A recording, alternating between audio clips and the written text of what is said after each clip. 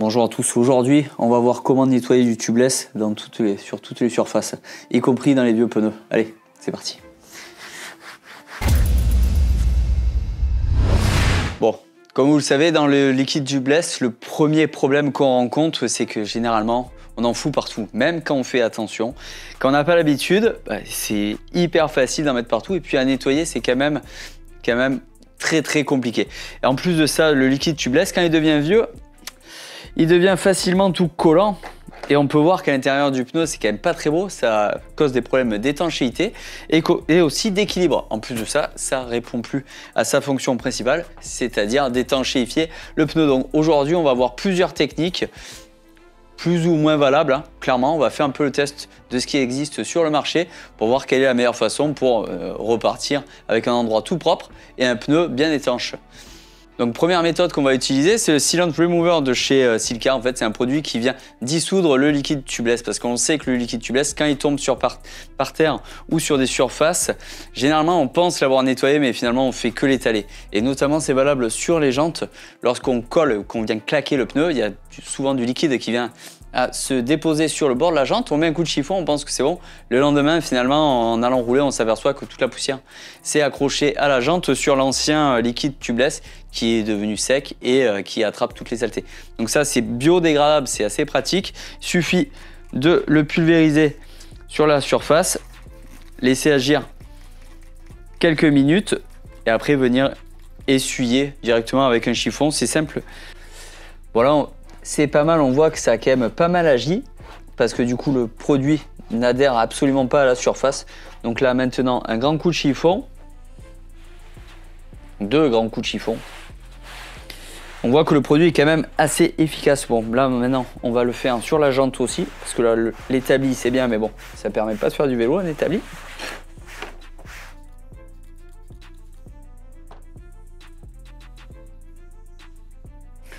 Bon, on voit qu'en mettant du produit directement sur le chiffon, on arrive même à nettoyer le pneu. Donc ça, c'est plutôt pas mal. À savoir que ça fonctionne aussi sur le textile. Donc sur le textile, vous essayez sur une petite zone qui est cachée, on va dire, pour tester la matière. Et après, vous pouvez laisser agir et directement frotter. Ça enlèvera le liquide tubeless sur la zone de textile. Donc ça, c'est plutôt pas mal pour nettoyer son petit tablier et revenir tout propre. Bon, dans tous les cas, ça fait plaisir d'avoir tout propre.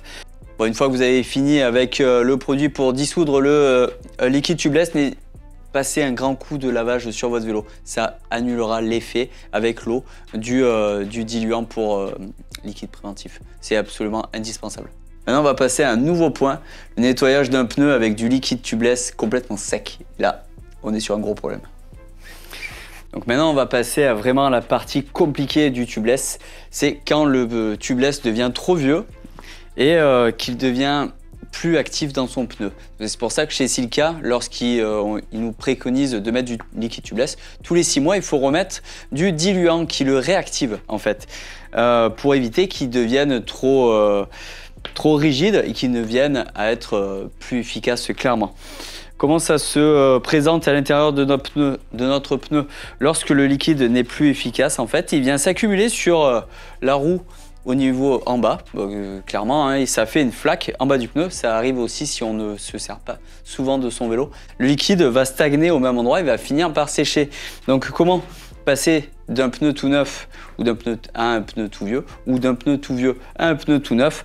Le mieux, quand on a une flaque comme ceci, la méthode la plus efficace, ça va être de prendre quelque chose de pas très agressif pour le pneu, quelque chose de assez rond pour ne pas abîmer la carcasse.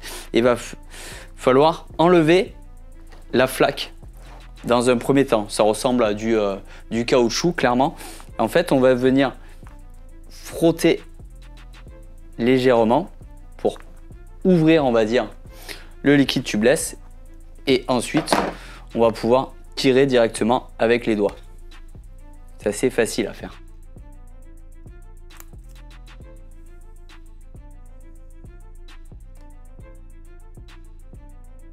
Donc maintenant qu'on a enlevé notre flaque de liquide qui s'est durcie, on va dire, on a un deuxième problème, c'est-à-dire que à l'intérieur de notre pneu, on a du vieux liquide qui stagne absolument de partout. qui potentiellement en plus à moitié colmater des trous. Et on a surtout au niveau de la lèvre du pneu une accumulation de liquide. Si des fois on vient remettre le pneu sur une jante, ça va vraiment causer des problèmes pour installer le pneu, pour le faire coller, mais aussi pour l'étanchéité, parce que clairement le pneu ne pourra pas venir se coller correctement contre la jante. Et pour enlever justement le supplément de produit, on va essayer une première méthode qui est assez fantaisiste que j'ai vue sur internet, la perceuse. La perceuse, théoriquement, si je la fais tourner avec la mèche, ça devrait attraper du liquide et venir l'enrouler autour de la mèche. Vous êtes prêts? Attention, le test. Là.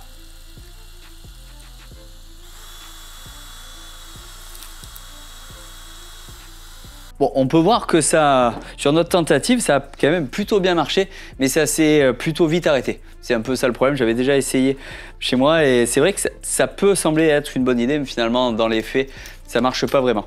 Deuxième solution, j'ai un peu cherché sur internet et là, j'ai trouvé la brosse ultime.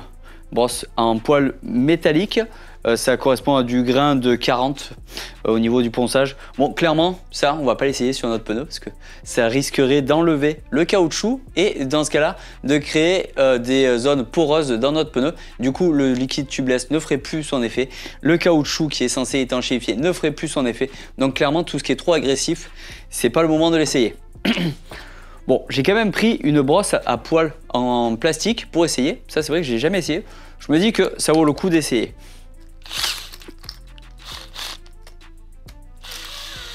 Rayon bricolage, hein. Évidemment. J'ai quand même peur que ça altère la surface du pneu. Mais bon, on est là pour essayer chez GCN en français.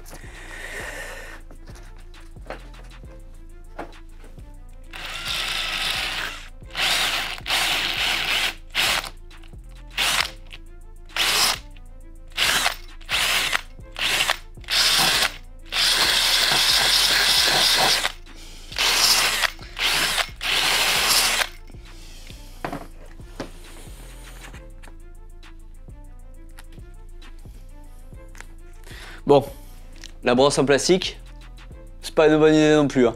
Là, comme on peut voir directement ici, la brosse avec les poils en plastique est quand même trop agressive, comme ce que je supposais sur celle en métal. Ça a complètement enlevé le caoutchouc et on voit la fibre du pneu, la trame du pneu qui ressort. Donc clairement, j'ai foutu en l'air mon pneu. Mais heureusement, il était usé. J'avais plus besoin de le remettre. Il était prêt pour ce test. Mais la brosse en plastique, c'est pas une bonne idée. Bon, dernière technique qui normalement devrait fonctionner à merveille, mais qui ne sera sûrement pas la plus rapide, mais surtout celle qui va protéger le plus votre pneu et qui vous permettra de le remonter sans problème. Parce que évidemment, si on enlève le liquide, c'est pour pouvoir le remonter, donc autant ne pas l'abîmer. C'est clairement une gomme. Donc si vous en trouvez une à mettre au bout de la perceuse, ça peut être une bonne solution. Moi, je n'en ai pas trouvé, donc j'ai pris dans ma trousse d'écolier, qui date un peu, je vous l'accorde. Et normalement, quand je vais venir frotter le pneu avec cette gomme, ça va venir attraper le liquide tubeless et l'enlever petit à petit, au moins le décoller pour pouvoir ensuite le tirer à la main. Hop. Bon, ça me paraît pas rapide, mais je dois dire que ça a l'air de fonctionner plutôt pas mal.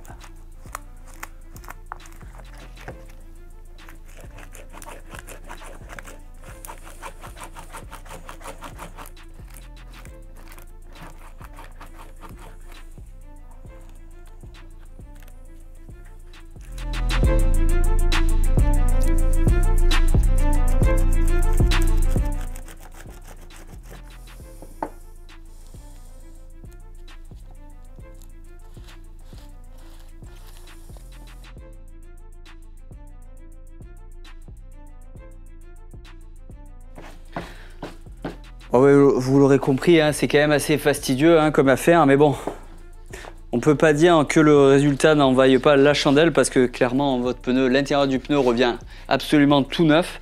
Il sera prêt à être réinstallé comme si justement il était neuf dans votre jante et vous pourrez remettre du liquide. Le liquide fera parfaitement remplira parfaitement son rôle de venir étanchéifier votre pneu directement.